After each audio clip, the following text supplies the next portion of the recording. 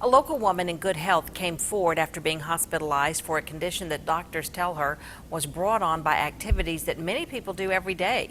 News Channel 6's Renetta Dubose has her story. Actually, very few people come through the emergency room for this particular illness, but the causes are very broad.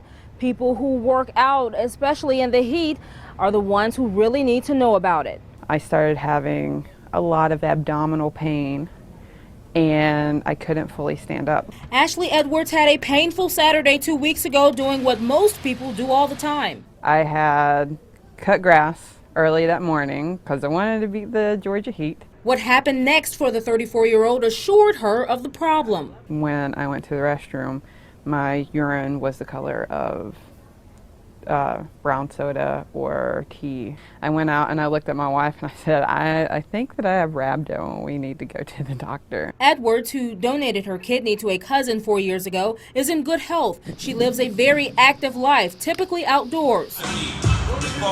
And she's an avid CrossFit participant. While hospitalized for 3 days, Edwards was in the care of Nadim Afzal. He says the syndrome impacts not just new and seasoned workout enthusiasts, but people who experience any kind of muscle trauma. Rhabdomyolysis. It is the damage of the muscles, extreme exertion and in extreme weathers, especially in hot weather. People who go and exercise, there are some medications which can cause that one.